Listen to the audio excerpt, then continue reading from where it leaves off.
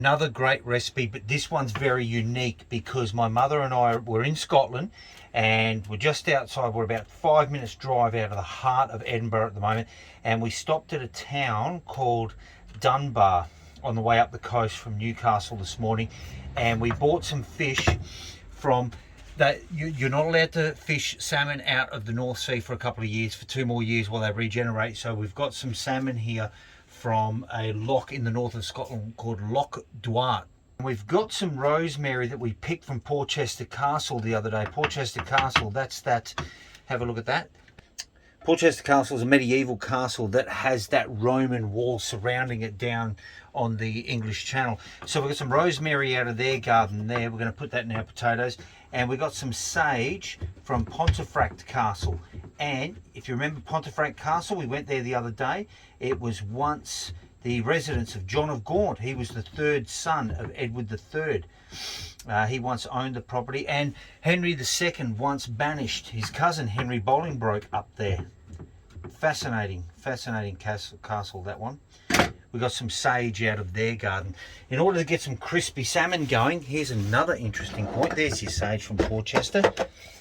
There's the herbs we're collecting on our adventure and we will use. And here's our salt. The interesting thing about this salt, we were down at Dover the other day, and I went down to the shore and I filled up a 1.5 litre bottle with 750 mils of water from the English Channel, and then I walked all the way around to the other side of the Dover line so that it was the North Sea. Finished filling up the bottle, brought it back, simmered it down for about an hour and a half. So this salt is North Sea and English Channel genuine sea salt, but it comes from the same town. In order to get really crispy skin on our salmon, we'll just paint. I did wash my fingers. We're going to paint the salmon with some oil. I'm not going to salt the inside yet, but I will salt the skin so that we can get it nice and crispy when we fry it up.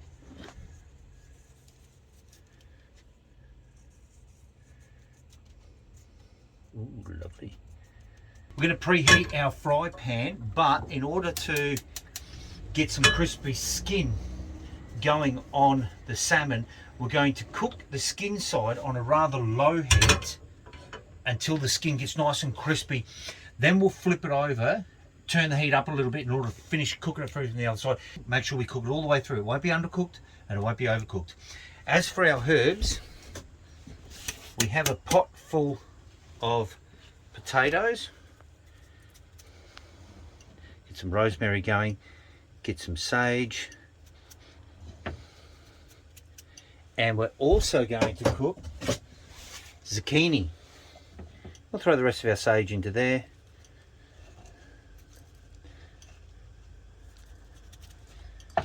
And the rest of our rosemary, a little bit of salt, a little bit of pepper, a bit more than that. And we'll get some butter going in there, make it nice and juicy.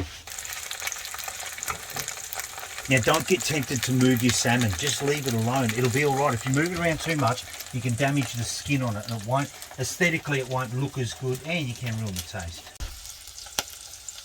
Okay folks, the potatoes are going beautifully. They've got a little bit of herbs.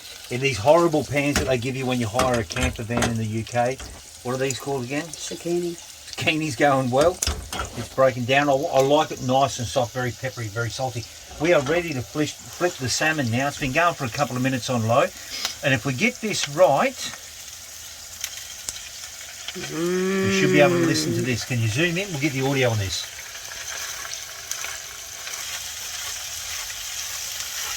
That's when you know you've got it right.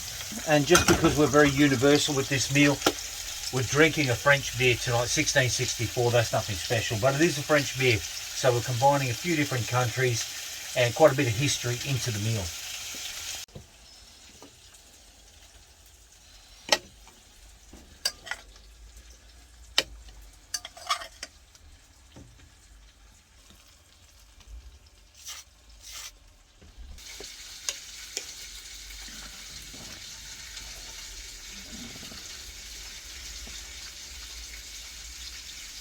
Well,